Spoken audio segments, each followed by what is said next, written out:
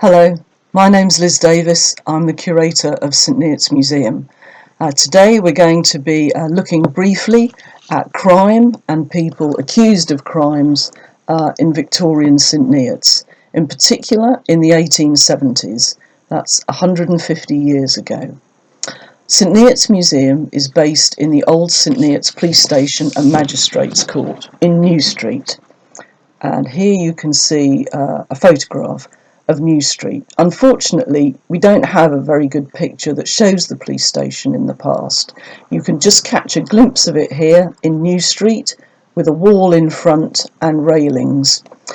This is looking down New Street towards St Neots Common, and over here on the other side of the road you can see there's still a field with a hedge in front and a tree. And today that's where Cobbold's the Undertaker's is. But that's the best we can do for St Neots Police Station 100 years ago. In 1857, the first Huntingdonshire police force was established, and the county was divided into 4 areas, and the town of St Neots was chosen as the place for the main police station in our area. A superintendent was appointed and 1 police constable for St Neots. Kimbolton was given a sergeant, and each of the other villages in our area was given 1 police constable. So, for example, Amesbury, you can see Church Street, Amesbury here, had 1 police constable. Of course, he was quite close to St Neots. A bit further away, Buckton, this is Buckton in about 1900, they also had a police constable, as did all the other villages in our area. The original police house that was built was actually, the original police station was actually the superintendent's house, and this is what the house looked like. This is at the back of St Neots Museum today, and if you look from the road you can still see this original police house. This was the front door. We don't know if there was a prison cell attached or if it was separate. We know there was a cell because the 1861 census tells us there was a prisoner. It may have been a separate lockup like the one built at Eton Soken, or it may have been joined to the superintendent's house. If you come to St Neots Police Station today, you can look at our police cells. There's a picture of them here. They were actually built in 1907 and replaced any earlier cells.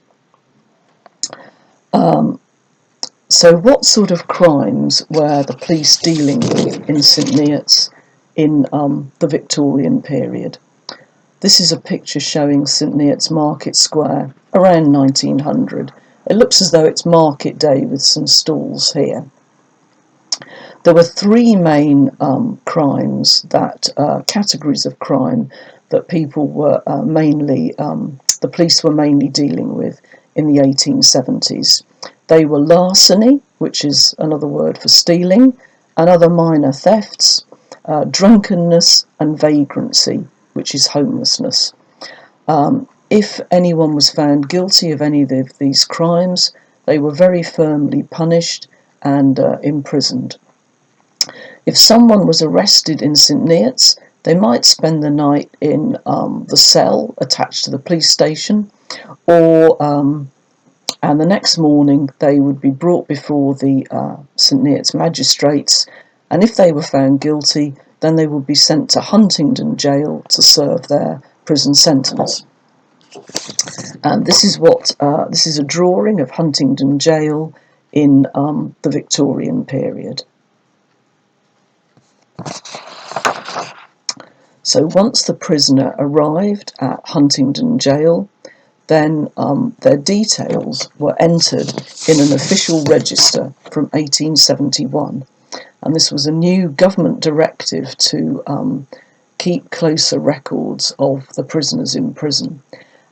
So this is a photograph of the Habitual Criminals Returns Register from 1870 in Huntingdon Prison. And Huntingdonshire Archives have 2 of these books with a lot of details about people who went to Huntingdon Jail. and it's thanks to them and their looking after these books that we're able to look inside and find out something about local people who were sentenced as criminals in the 1870s. If when the criminal arrived at Huntingdon Jail, then their details were written in the register over a double-page spread. And you can see here that a description of the person was written here, the crime they'd committed down here, up here is the sentence they'd been given, and if they'd got any previous convictions, they were listed down here. And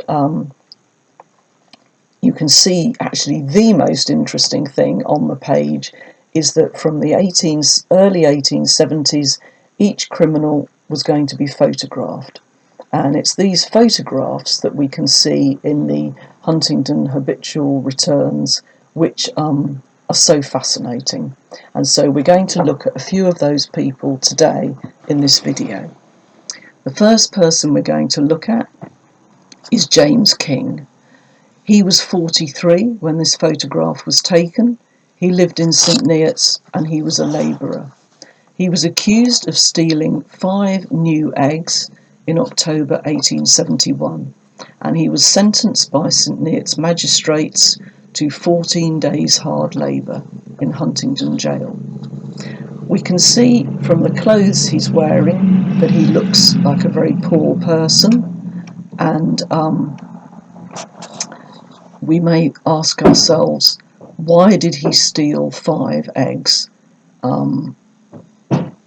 So perhaps it was because he was a farm labourer and he saw the eggs. It's an interesting detail that they're listed as new eggs in the book, in the register, and so perhaps he saw them. It was an opportunistic crime, and he was then caught stealing. But however small your crime, if you were arrested in the Victorian period, you were severely punished and given a criminal record. The next person we're going to look at is James Gilbert. He's slightly more smartly dressed. He's 38 in this photograph. He came from Eaton Ford and he had a trade as a blacksmith. But he's accused of a more serious crime of receiving £6 of stolen pork. Because it was a more serious crime, he was tried at the Huntingdon Quarter Sessions in 1875, and the jury convicted him, and he was sentenced to 7 years in prison, and he was going to be sent to Pentonville Prison in London. Pentonville was the first modern prison to be built in London, and presumably because of the length of his sentence, he was going to be sent there to serve his sentence. The next person we're going to look at is somebody completely different. This is Anne Dilly, and she's one of the people you can find out about if you come and look in our Edwardian prison cells. She was 17 when this photo was taken in 1870. She came from Amesbury, and she's not listed as having any occupation, but perhaps she was helping out at home. She was accused of stealing a purse valued at 5 and 6. She was found guilty by St Neots magistrates, and she was given 1 calendar month's hard labour as her sentence. You can see that Anne is very shabbily dressed in old second-hand clothes, and so presumably she came from a very poor family. You can also see that she looks absolutely heartbroken to have been arrested and sent to prison, and I think everyone who sees this picture feels very sorry for poor Anne. We don't know why she committed the crime, but presumably it was linked to poverty. The next person we're going to look at is this young girl, which is quite a contrast to Anne Dilly. This is Emma Gates, She was 13 when this photograph was taken. She lived in South Street in St Neots, and she was working as a servant. She was accused of stealing a handkerchief and £1/4 of biscuits valued at 8p. She was found guilty by St Neots magistrates in 1874, and she was given a sentence of 21 days in Huntingdon Prison, followed by 3 years in a reformatory. So, unlike Anne Dilley, she only had 3 weeks in Huntingdon Jail, but then, unlike Anne Dilley, she was then sentenced to 3 years in a reformatory in Birmingham.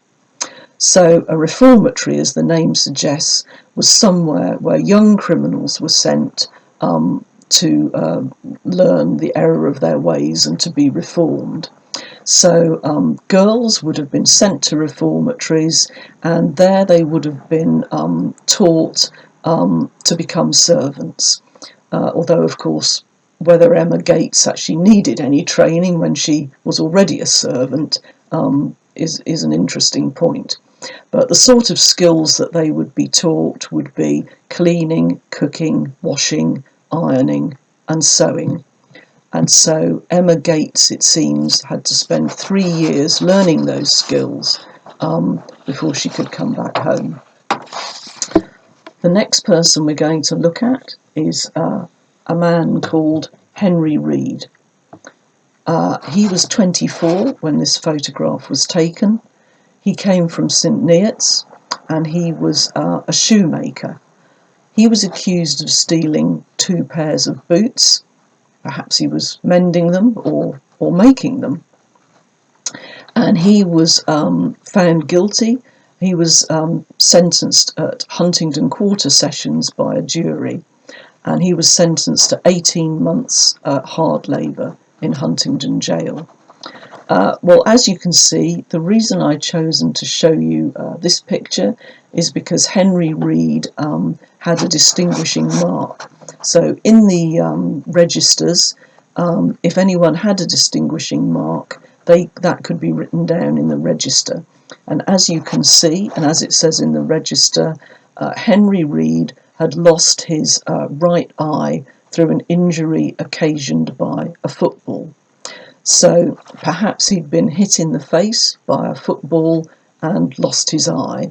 Of course, Victorian footballs in the 1870s would have been big, heavy leather footballs, and so if you got hit in the face with it, that could obviously have done quite a serious injury. We also learn that Henry Reed has got a deformed left thumb, but we can't see that in the picture. The other interesting thing that we discover about Henry Reed is that he has an alias, and his alias is John Brown. Not very original, but presumably people had an alias so that if the police arrested them or they were questioned at all, they had a different name so they could hide from things they'd done in the past. And no doubt the habitual criminals register, which was started in the 1870s and which had this revolutionary idea of taking people's photographs, was to prevent people putting forward an alias and avoiding the previous crimes that they had committed. Henry Reed, alias John Brown, had got 2 previous convictions for crime, and so that was probably why he was given a sentence of 18 months. The next person we're going to look at is Jane Gardner. She's wearing a lovely shawl, and she was 43 when this photograph was taken. She lived in St Neots. She was married, but she's not listed as having an occupation, and she was accused of stealing a loaf of bread. She was convicted by St Neots magistrates of the crime and given 1 calendar month's hard labour in Huntingdon Jail. It hardly seems worth sending her to prison for a month for stealing a loaf of bread. But as we've discovered, if you were found guilty of a crime, then punishments were severe in Victorian England.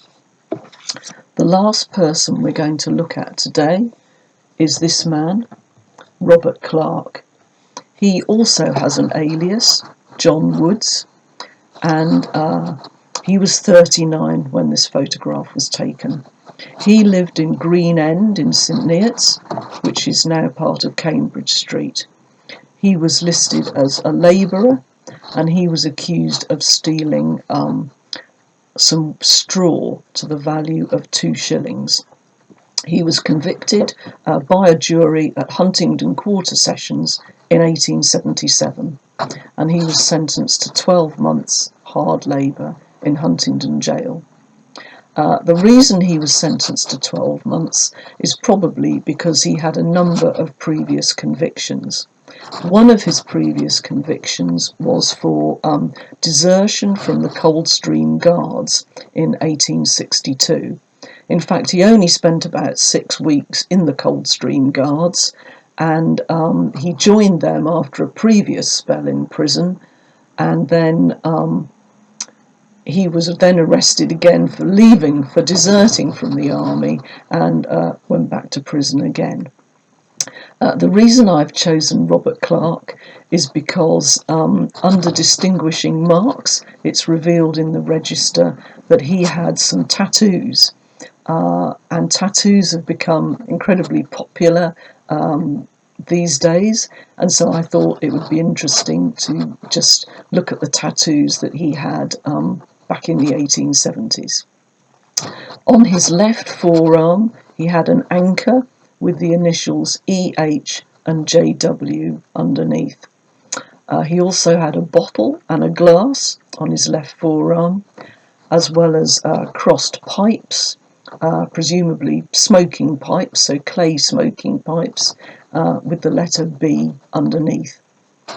On his left hand, he had a ring tattooed on his middle finger, and on his right forearm he had tattooed cross keys with a star in between, and the initials AH with a fish tattooed underneath.